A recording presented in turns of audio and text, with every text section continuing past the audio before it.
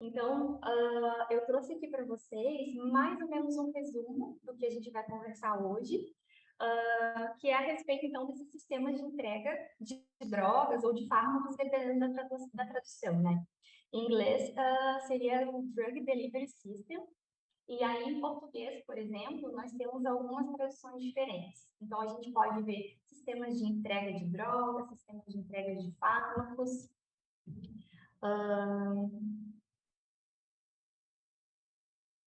Vocês conseguem me entender? Eu preciso falar um pouquinho mais devagar? Como é que tá? Eu tentei colocar os slides ali, em espanhol. Me perdoem se tiver algum erro, mas eu tentei deixar o mais tranquilo para vocês, tá bem? Então, primeiro a gente vamos falar sobre o sistema de entrega de drogas, depois a aplicação deles em odontologia. Vamos falar um pouquinho sobre a endodontia regenerativa, que é muito a área que eu estudei no meu doutorado e é onde eu utilizei os sistemas de entrega. Depois eu vou apresentar, então, um artigo científico para vocês, onde eu faço toda a caracterização de um sistema de entrega. E, por fim, eu vou mostrar alguns outros sistemas que foram desenvolvidos também durante a minha tese, para vocês, só vou passar um pouquinho para vocês entenderem outras aplicações e outros tipos de sistema.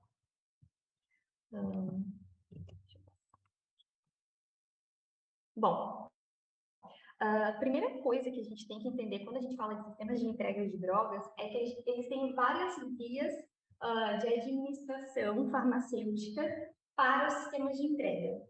Então, nós temos que focar o nosso sistema de entrega, a escolha do nosso sistema de drogas, de acordo com o uso que a gente vai fazer. E aqui eu trouxe um resumo de mais ou menos algumas vias de administração. E diferente, por exemplo, de uma via oral, a gente tem a via ocular, a gente tem a via nasal. Então, de acordo com cada local que a gente vai utilizar, a gente precisa de características específicas para esses sistemas de entrega de drogas. E isso é imprescindível que a gente conheça e que a gente saiba para poder fazer o desenvolvimento de um sistema de fármaco de acordo com a nossa necessidade. Alguns, por exemplo, gastrointestinais, se a gente quer que a liberação seja depois do estômago, né, a gente precisa que ele seja resistente a um pH muito baixo, né? Então, a gente tem que conhecer a nossa via de administração para a gente conseguir desenvolver um sistema de entrega de fármaco, tudo bem? Então, essa parte é muito importante. E aí, dentro dos sistemas de entrega, né, dentro desses Drug Delivery Systems, para odontologia, e de acordo com a via de administração, né, a gente tem uma gama gigante. Esse estudo é muito legal, que ele faz um resumo, né, de algumas possibilidades desses sistemas de entrega, né? E aí, o que a gente quer com esse sistema de entrega? A gente quer que ele tenha uma dispersão, né, que a droga saia e entre em contato com a nossa via de administração, de forma com que a toxicidade seja reduzida, né? E isso o sistema de entrega nos garante, por quê? Porque a gente pode colocar uma medicação, uma droga, em baixíssimas concentrações, e ainda assim essa concentração vai ser muito eficaz. Por quê? Porque, por exemplo, a gente aumenta a superfície de contato ou mexe em características como a solubilidade do fármaco, encapsulando ele em algum outro material, para a gente poder ter essa liberação controlada do jeito que a gente deseja, né? E aí, para isso, a gente pode, então, pegar esses sistemas de entrega e funcionalizar eles, adicionar medicações, modificar a superfície, mexer em algumas características dele, para a gente poder utilizar eles como sistemas de liberação de drogas, tá? Primeiro sistema que eu trouxe para vocês, ele é um sistema que eu acho muito interessante e que foi o primeiro sistema de entrega de fármaco que eu trabalhei, que são os nanotubos.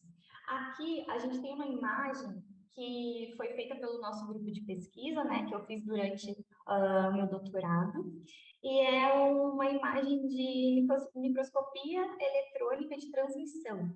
E ela mostra bem direitinho como que são esses nanotubos, né? Ali essas medidas elas estão em nanômetros, e ela mostra bem direitinho como é que é a superfície ali, a conformação, a forma desse nanotubo.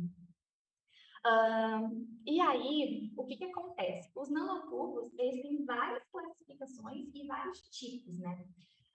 Nós temos ali, por exemplo, os nanotubos que eles têm parede individual, que é um nanotubo simples, que ele é só uma parede, um tubo normal, né? Em escala nanométrica. Ou nós temos os nanotubos que eles são de paredes múltiplas. Esses nanotubos aqui que estão na foto são os nanotubos de aloysita e eles têm paredes múltiplas. Na microscopia eletrônica de transmissão, não dá para a gente ver isso. Teria que fazer uma microscopia um pouco mais avançada. Mas a gente já sabe disso porque é uma característica intrínseca nele, dentro dele, né? E a literatura já nos traz isso, já nos mostra isso. E aí, esses nanotubos, eles podem ser de carbono, eles podem ser de grafeno, eles podem ser propriamente essa que está na figura de aloysita. E a escolha desse nanotubo vai depender da aplicação. Por exemplo, os nanotubos de carbono, eles são muito utilizados para condutividade elétrica, né? O nanotubo de aloysita, ele é um material inerte, ele é uma argila, né? E foi esse nanotubo que eu utilizei no artigo que eu trouxe para poder compartilhar com vocês. E aí, qual que é a grande vantagem? Por que o nanotubo de aloysita é muito bom e muito legal? Porque ele já vem pronto, é um sistema de entrega que a gente compra, né? Ele já vem pronto na natureza. Ele é extraído na natureza e aí a gente pode adicionar facilmente antibióticos, moléculas, fatores de crescimento, várias coisas podem ser adicionadas dentro ou na superfície do nanotubo. Então, ele é um sistema de entrega que ele não precisa ser sintetizado, que a gente não precisa fazer. Isso é uma grande vantagem dele. Aqui, esse artigo que eu trouxe para vocês, então, para a gente discutir hoje, mas eu vou falar mais lá na frente. Primeiro, a gente vai conversar um pouco sobre outros sistemas de entrega e depois eu vou explicar mais ou menos o que eu fiz nesse artigo, que ficou muito legal. Outro sistema de entrega, então, que a gente pode utilizar como sistema de entrega de drogas, de fármacos, são os nanotubos, são as nanofibras, tá? As nanofibras elas são, então, como o nome diz, são nanofibras que são obtidas através da eletrofiação, né? E aí, essa nanofibra aí, especificamente, eu fiz e eu adicionei clorexidina na superfície dela. Então, vocês podem perceber que esses detalhezinhos que estão na superfície dela é a adição de clorexidina, tá? E aí, da mesma forma, a nanofibra, a gente tem que fazer ela, nós temos que sintetizar ela através da eletrofiação. E nós vamos utilizar vários polímeros, podemos utilizar vários polímeros, e cada polímero vai dar uma propriedade diferente para a nossa nanofibra.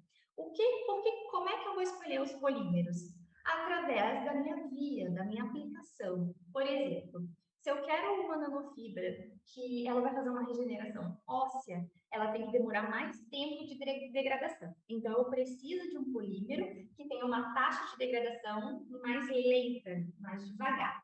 Se eu quero um produto que tem que ser dissolvido em 15 dias, né? Por exemplo, a medicação endodôntica, eu preciso de um polímero que ele é mais solúvel, que ele vai degradar mais rapidamente. Então, a escolha do polímero vai depender da aplicação que a gente quer. Tá? E aqui, eu trouxe esse gráfico, que é de um artigo bem legal também, que foi publicado esse ano, e ele traz, então, as aplicações de nanofibras dentro da odontologia. Então, hoje, o que a gente pode perceber? Que o polímero mais utilizado na odontologia é o PCL, seguido ali pelo PLGA, e ele é mais utilizado para a regeneração periodontal. Então, hoje, a aplicação no mundo de nanofibras é voltado para a regeneração periodontal, tá? E aí, podemos incorporar na estrutura ou superficial, né? Vários agentes, da mesma forma dos nanotubos, né? A gente pode incorporar antibiótico, a gente pode incorporar moléculas. Qual que é o problema da incorporação nas nanofibras? Como ele passa por um processo de eletrofiação, a nossa molécula, o nosso antibiótico, ele não pode ser sensível ao solvente do polímero e também não pode ser sensível à eletrofiação. Essa imagem foi uma nanofibra que eu fiz também com beta-PCP, que é o beta-fosfato tricálcico, né? É uma das fases minerais da hidroxapatita. Ele foi desenvolvido para a regeneração periodontal, tá? E ali a gente pode ver que essas nanopartículas de beta-PCP se aglomeraram. E aí é uma coisa que às vezes é uma desvantagem. Por quê? Eu gostaria que esse beta-PCP ficasse de uma forma homogênea nas fibras. E ali ele não ficou, ele ficou aglomerado. Não era isso que a gente desejava. E aí a gente vai tentando fazer essa dispersão até que a gente tenha fibras, né, completamente lisas, né, um material totalmente disperso ali. Aqui, no mesmo artigo, eu trouxe para vocês, então, esse QR Code, ele dá acesso a esse artigo que eu estou falando para vocês, que são as aplicações das nanofibras em odontologia. E eles trazem, eu achei muito legal, que eles trazem todas as aplicações nessa imagem. Essa imagem foi retirada desse artigo. E aí ele traz para a gente uma ideia de como pode ser utilizada as nanofibras em odontologia. Vocês podem escanear o QR Code e ter acesso a esse artigo. E aí, qual é a grande vantagem das nanofibras? A gente usa uma quantidade muito pequena para fazer as nanofibras. Então, é um processo simples, é um processo limpo, porque, como é um desenvolvimento em escala nanométrica, a gente tem várias vantagens com relação a um material que não é desenvolvido na escala nanométrica, principalmente nessa questão de aplicação, pensando em periodontia, né? Algumas as membranas elas vão ser retiradas depois da terapia. Já a membrana, que é a base de nanofibras, ela não precisa ser retirada. Então, o paciente não precisa ser submetido a outra cirurgia. Aquela nanofibra vai ficar ali, ela fica na forma de um tecido, é como se fosse uma membrana mesmo que a gente coloca, né? E a gente não precisa de outra cirurgia. Então, a vantagem é que é uma técnica muito simples. A gente dissolve o polímero. Aqui, por exemplo, nesse trabalho, eu usei o PLA e o BFDCP. Nós colocamos numa seringa e aí essa solução ela é espinada e a gente já tem a membrana rapidamente. Então, é muito legal também esse sistema. Salva ali as contraindicações de algum material que vai poder ter alguma reação, né? Aqui, ainda daquele artigo, com relação às nanofibras, a maior aplicação delas em odontologia são como membranas periodontais. Elas podem ser e são utilizadas também como scaffolds, né, para o crescimento celular. As células, dependendo do polímero, elas gostam muito de se aderir nas nanofibras por causa da nanoestrutura dela, né? Ou também elas são colocadas como nanofibras. E outro dado que eu acho que é muito legal e muito interessante, hoje o professor que mais publica sobre nanofibras no mundo é o professor Marco Bottini, que é o professor que está na Universidade de Michigan e que foi o meu supervisor durante o meu doutorado. Então, hoje ele é o professor que ele tem mais publicações. Então, se um dia vocês quiserem fazer nanofibras, procure o Dr. Bottino, que ele tem uma grande expertise nisso, né? E aqui eu trouxe para vocês um artigo que eu participei, que é então um desenvolvimento de nanofibras para infecção endodôntica, né? Para erradicação da infecção endodôntica, que é uma das aplicações, embora não seja a maior aplicação dela, tem alguns estudos já que têm tentado fazer, né, tentado desenvolver essas nanofibras para a erradicação da doença endodôntica, e esse é um dos artigos que eu participei. Outro sistema de entrega também que é bem legal e bem interessante são as nanoesferas, tá? E aí, essas nanoesferas, elas, da mesma forma que os nanotubos e as nanofibras, elas podem ser de vários materiais, e aí vai depender do que quer, de qual é a aplicação disso, né? O qual é o intuito de trabalhar com essas nanoesferas. Aqui, nesse trabalho, nós pegamos uma sílica mesoporosa, né? Então, esse esquema, ele mostra bem, né? Em uma imagem mais ampliada, nós colocamos um medicamento nesses poros da sílica, que era a metformina, e depois nós pegamos essa sílica e colocamos ela num veículo, que era um hidrogel. E mais na frente eu vou conversar um pouco sobre hidrogel com vocês também. Então, essa sílica foi funcionalizada com a metformina e foi colocado, então, um sistema de entrega, né, num veículo. Nem sempre o veículo é classificado como sistema de entrega, né? O veículo é como levar em algum lugar, né? Pode ser propilenoglicol, pode ser carboncol, natrosol. Aqui, nós utilizamos o GELMA, que é um hidrogel que também é um sistema de entregas de fármacos, que é muito utilizado para a engenharia tecidual e crescimento de células. E aí aqui, nessa microscopia eletrônica de varredura, a gente consegue ver bem direitinho ali a superfície porosa da sílica. Então, depois disso, nós fizemos caracterizações físico-químicas e mecânicas desse material, e a gente viu que teve uma expressão osteogênica. Então, a gente conseguiu ver com esse material que teve uma liberação controlada da metformina através dessa funcionalização da sílica mesoporosa, e a gente conseguiu resultados bem legais quanto à osteogênese.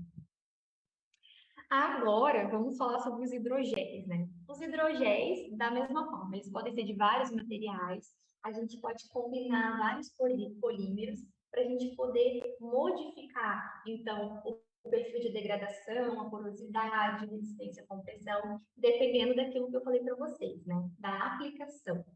E aí, existe um hidrogel, né, que é o GELMA, que foi o que eu utilizei nesse trabalho, e todos os hidrogéis, eles podem ser facilmente funcionalizados. E aí, dependendo da funcionalização, além disso, a gente ainda pode adicionar, né, aditar ali nanotubos, nanoesferas, nanofibras. E aí a gente faz um sistema de entrega de fármacos híbridos. Por quê? Porque ele vai ter todo o perfil de degradação do hidrogel, mais o perfil de liberação do sistema de entrega. Então, a gente vai ter dois perfis de liberação fazendo um material híbrido, né?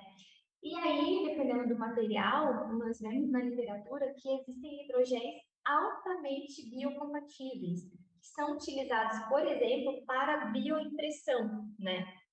São utilizados como bioinks, que são os materiais que a gente coloca células junto e imprime naquelas impressoras 3D, como um scaffold ali, para a gente fazer alguma regeneração, tá?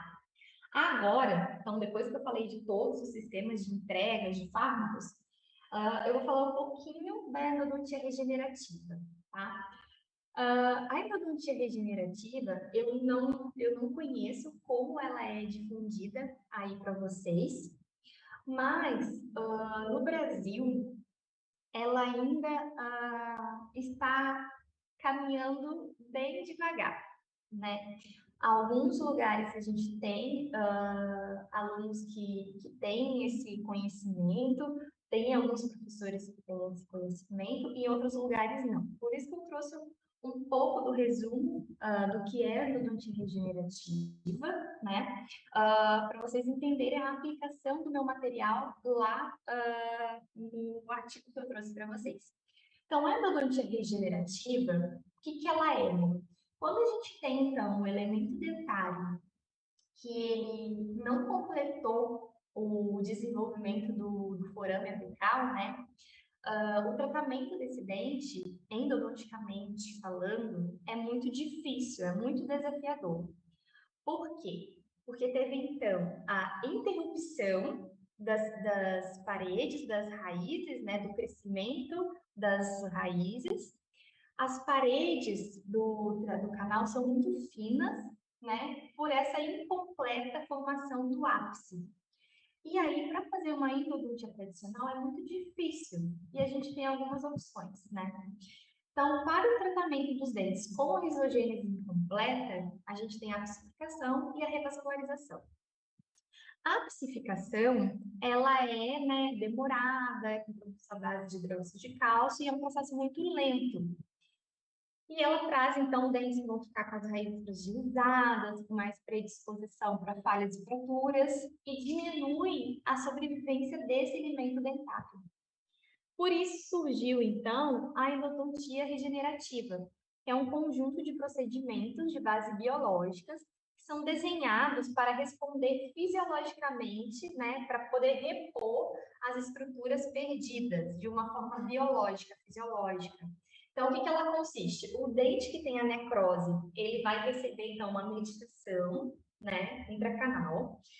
Não é feita uma limagem, não é feita a instrumentação desse canal.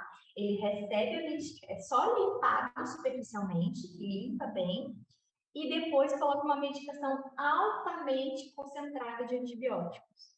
Na outra sessão, quando o paciente volta, é feito, passa lima e é estimulado com água sanguínea. E depois, então, tem-se a endodontia regenerativa. Esse material é a pasta triantibiótica.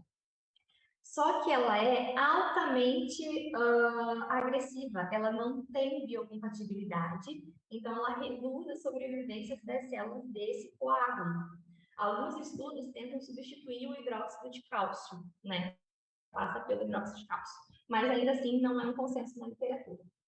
E aí, existe uma outra medicação, que é a clorexidina, que a gente usa, então, é amplamente utilizada, ela tem uma biocompatibilidade relativa. Ela tem substantividade, que ela se adere, então, nas paredes, né, dos canais, isso a gente já tem na literatura. Então, essa biocompatibilidade relativa, ela está relacionada à biodisponibilidade dela. E aí, então, se ela está liberada de qualquer jeito, ela vai ser tóxica. Mas se ela tem uma liberação controlada, ela é eficiente e é biocompatível. Nesse sentido, então, o que a gente pensou no nosso trabalho, né? Pegar um sistema de entrega que nesse sentido, para nós, a gente escolheu o Gelma, que é a gelatina metacrilada, que é um hidrogel fotopolimerizável, que ele vem da pele do porco, né? Uma gelatina natural, altamente biocompatível.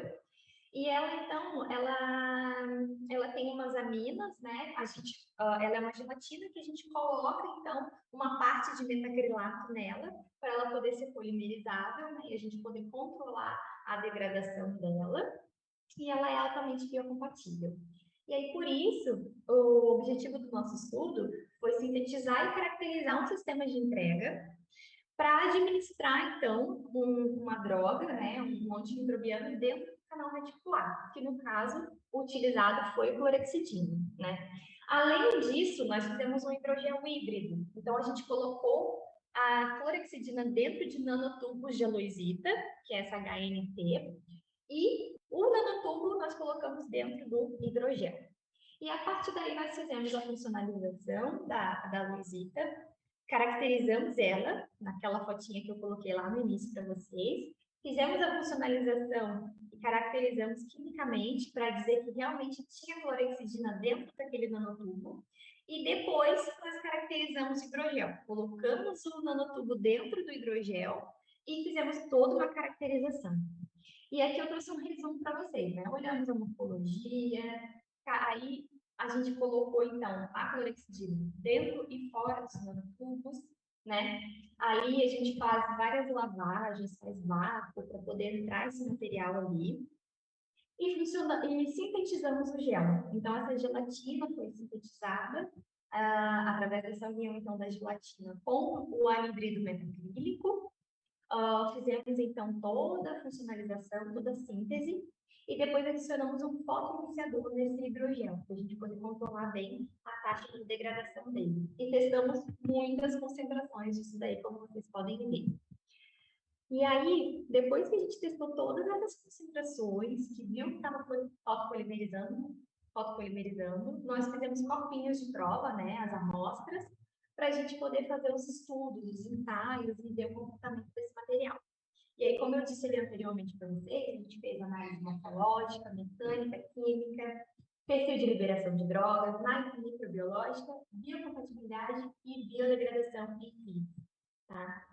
Então, processamos a amostra para MEV, processamos a amostra para liberação de clorexidina, degradação, sorção, que é o quanto que ele vai inchar, né? Compressão, para ver se essa adição de nanotubos prejudicou em alguma coisa o comportamento desse material. E testamos o halo de inibição. Quando a gente testou o halo de inibição, como é que nós fizemos, né? Nós pegamos a amostra e colocamos em PBS por 21 dias. Durante esse tempo, nós fizemos umas coletas dessa amostra. Então, removia uma alíquota e congelava durante 1, 3, 7 dias, 14 e 21 dias. Congelamos essas amostras para esperar todos os time points. E aí, a gente fez um gotejamento. Nós plaqueamos esse material em placas de Actinomyces luminais mundi, Fusobacterium nucleatum, Candida albicans e fecais.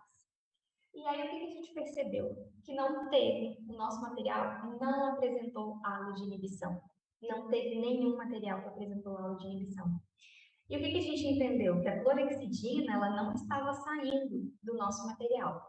Então, dentro de um sistema onde a gente tinha, né, um líquido ali, não foi lixiviado nem um pouco do material dentro de 21 dias. Mas, o que acontece? Quando a gente tem uma infecção periodontal, né, quando a gente tem periapical, quando a gente tem inflamação dos tecidos no periápice, a liberação de NMPs, das metaloproteinases. E esse nosso material, o Gelma, ele é sensível a metaloproteinases.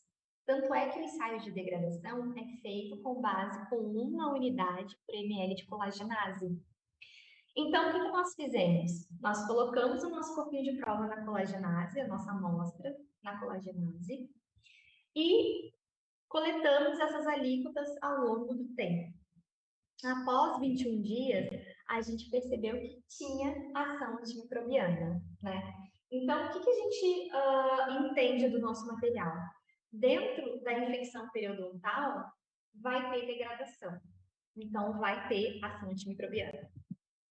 Mais para frente, nós fizemos um ensaio de compatibilidade, né, nas placas, e também avaliamos a ação antimicrobiana num biofilme, numa biopelícula de microcosmos, que aí nós coletamos a saliva de um paciente saudável e colocamos o hidrogel dentro de um slice de dente e avaliamos isso depois, crescemos o biofilme ali em uma semana e depois colocamos a medicação por uma semana. E aí a gente avaliou tanto o MEB, a microscopia eletrônica de varredura, quanto unidades formadoras de colônia, né? Fizemos essas duas avaliações. E também nós fizemos a avaliação in vivo, né, de biodegradação e biocompatibilidade. O que a gente pode ver, então, do nosso material? Aqui, por exemplo, é uma análise de morfologia, né, da microscopia eletrônica de varredura. Ela nos mostrou, então, aonde tinha nanotubo, que realmente tínhamos nanotubos dentro do nosso material. Nós vimos, então, uma estrutura homogênea, né, e essa arquitetura de poros ela é altamente biocompatível. Então, ela vai promover a adesão e a migração das células dentro desses poros. Então, esses poros, eles são altamente desejáveis para nós podermos ter, então, uma biocompatibilidade e a adesão das células ali dentro desse hidrogel. Então, essa microestrutura que nós obtemos, né, obtivemos, foi muito boa, né, porque ela mantém a taxa de difusão, o intercâmbio de nutrientes, então, a adição do nanotubo e da clorexidina não prejudicou a microestrutura, a micromorfologia do nosso hidrogel. Com relação à liberação de clorexidina, uma coisa muito interessante aconteceu. Nós percebemos uma maior liberação no grupo que tinha 10% de clorexidina, quando comparado ao grupo de 20%. E aí nós ficamos intrigados. Como pode acontecer isso? Porque a gente repetiu o ensaio de liberação achando que tinha algum problema nos dados, né? Mas o que nós podemos perceber com relação à degradação? E aí, os corpinhos, as amostras, né, com mais concentração de clorexidina degradaram menos. Então, foi liberado menos clorexidina. E aí, depois, no artigo mais adiante, nós percebemos que a clorexidina reage com o hidrogel e ela deixa ele mais estável, né? As moléculas elas se estabilizam mais. Por isso que ele degrada menos na presença da clorexidina. Então, quanto mais clorexidina, menos degradação. Então, ele tem uma instabilidade. Então, ele só vai degradar dentro da doença periodontal. E aqui eu trouxe mais exemplificado para vocês, né? Então, os grupos com 20% degradaram menos, por isso eles liberaram menos clorexidina. Com relação à solução, a adição de aloesita não influenciou muito, assim, na solução.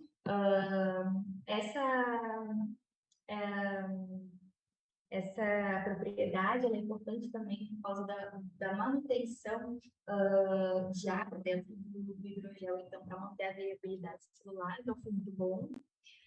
É o que está escrito aí, né? Tem que ter um volume mínimo de água ali para as células se manterem viáveis. Com relação ao módulo de compressão, a gente viu que teve algumas diferenças, que a concentração de clorexidina reduz o módulo de compressão desse material, mas não a ponto de inviabilizar o uso dele, uma vez que ele vai estar ali no local que era ocupado pelo tecido pulpar antes. Então, não necessariamente o nosso material necessita de um grande módulo de compressão. Mas ele trouxe ali uma diferença, né? E aqui eu trouxe para vocês, então, os resultados dos halos de inibição com a colagenase, porque sem a colagenase não teve halo de inibição, né? Então, a gente pode perceber que em todos os grupos a gente teve um pouco de inibição. Aqui a biocompatibilidade é desejável que ela esteja acima de 70%, e ela estava acima de 70%, né? Claro que ali no dia 3, a gente teve um pouco de toxicidade, né? Mas a gente pode perceber que eles estão bem perto de 50%, que é o aceitável, né? Desejável acima de 70%. Aqui, com relação à ação antimicrobiana, né? Quando a gente foi, então, testar a ação antimicrobiana, nós selecionamos os melhores grupos com relação à biocompatibilidade e ação antimicrobiana para poder fazer a avaliação da biopelícula de microcosmos. E aqui, na microscopia, nós podemos ver que o grupo com 10 e com 20% de clorexidina, eles tiveram o mesmo comportamento. Como o de 10% teve uma biocompatibilidade maior, então nós escolhemos ele para o próximo ensaio, que é biocompatibilidade in vivo. Então, nós colocamos as amostras no dorso dos ratinhos, fizemos a implantação subcutânea, né? E o que nós percebemos?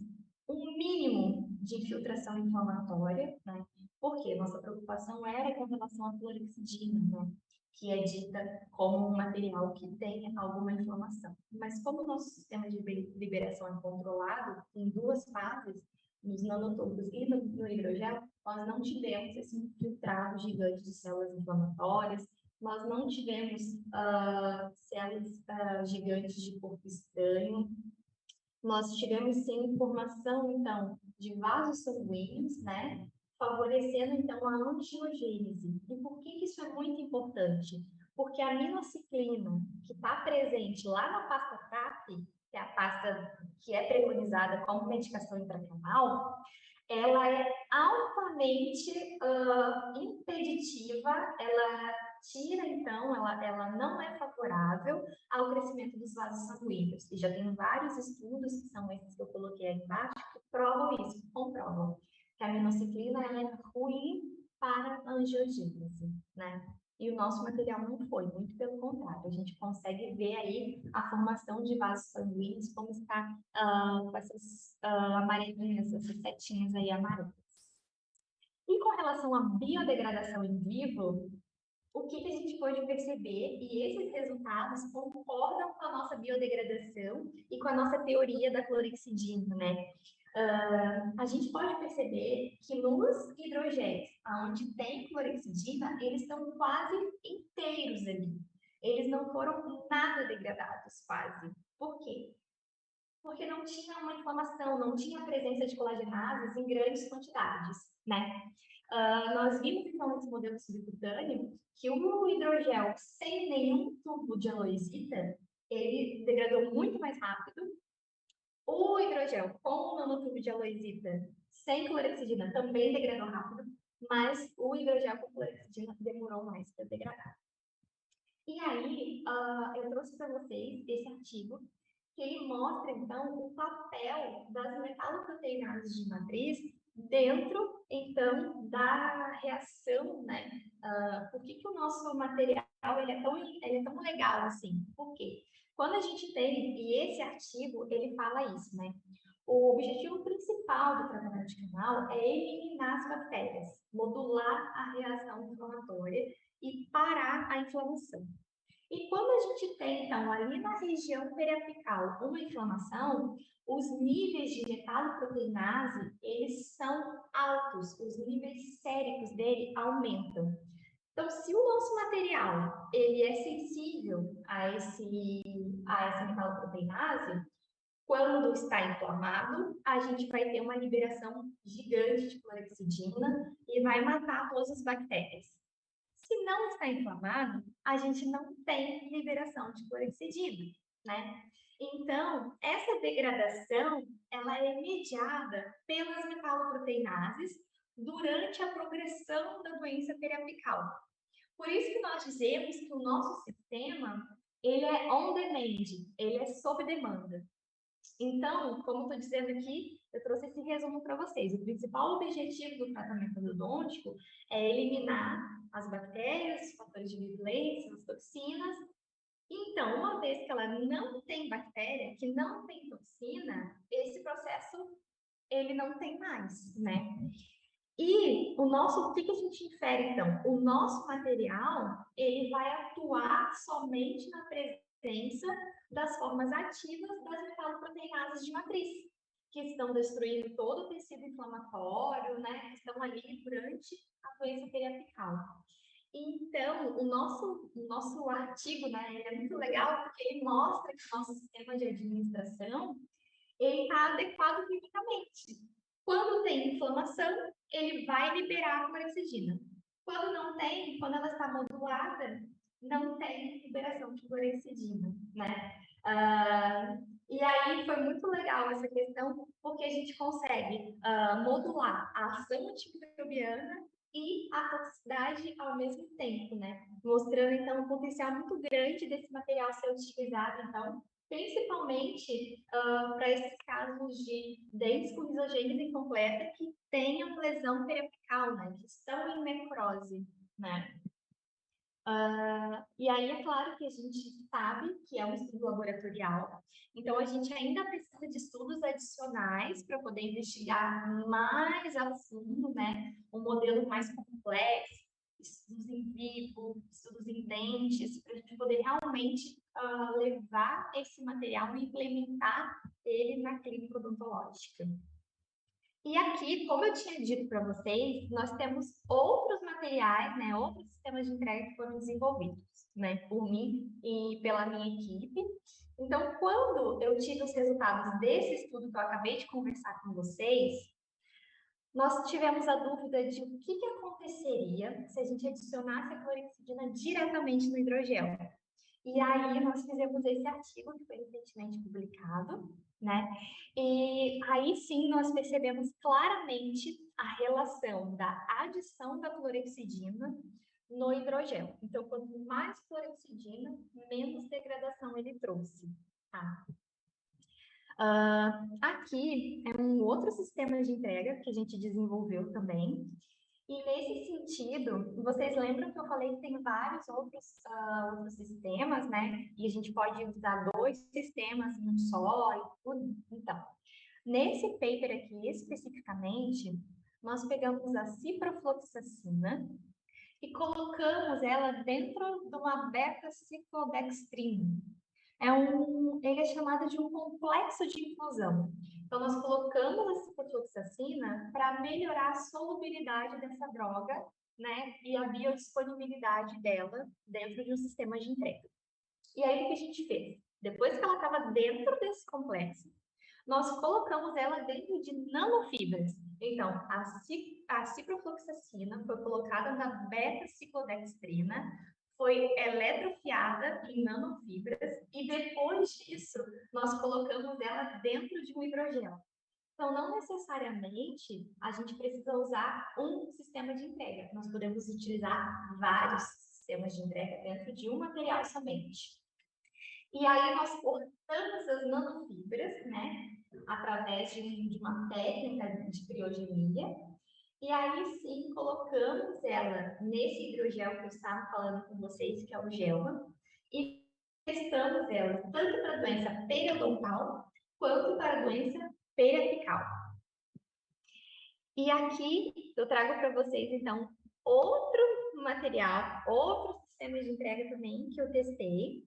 E aqui ele é um pouco mais simples que o anterior, né? Nós pegamos, sintetizamos as nanofibras, depois pegamos essas nanofibras, cortamos ela, todos milamos ela, né? Processamos elas.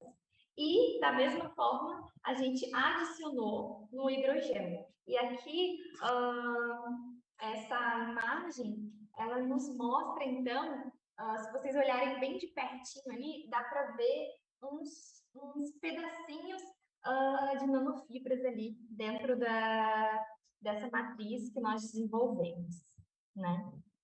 E aí nós fizemos todas as caracterizações e avaliações. E aqui, esse material, é muito legal esse trabalho também, vale a pena vocês darem uma olhada. É muito legal. Ele foi feito com a aloesita também, dentro do hidrogel. Só que aqui nós utilizamos outra droga. Nós utilizamos a dexametasona. E nesse material aqui, nós pensamos nele numa polpa inflamada. Então, nós inflamamos as células e tratamos elas com esse material, né? E foi muito interessante os resultados, porque os resultados nos mostraram que as células sofreram, então, promoveu a desinflamação dessas células e a mineralização do tecido, sem causar necrose. Hoje, quando vamos fazer encapeamento pulpar, por exemplo, nós temos uma necrose superficial das células, né? E esse material, ele não promoveu essa necrose. Ele promoveu a desinflamação sem necrosar. E ainda assim promoveu uma mineralização. A gente continua estudando esse material para a gente poder fazer uma aplicação dentro de uma polpa inflamada para o cabeamento pulpar, né? Que hoje o tratamento de polpas inflamadas é a endodontia, né? Endodôncia. Então a gente quer tentar mudar isso, né? Mas são planos muito futuros. Aqui eu trouxe para vocês as imagens, então, desse artigo, onde mostra bem o hidrogel sendo aplicado e sendo polimerizado e formando essa película nesse defeito ósseo que foi realizado. E ali a gente consegue ver a mineralização que o nosso material promoveu nesse defeito ósseo. Aqui, o mesmo artigo que eu tinha falado para vocês, né? Então, com o sistema de entrega da sílica mesoporosa, que a gente já conversou, né? E é isso, gente.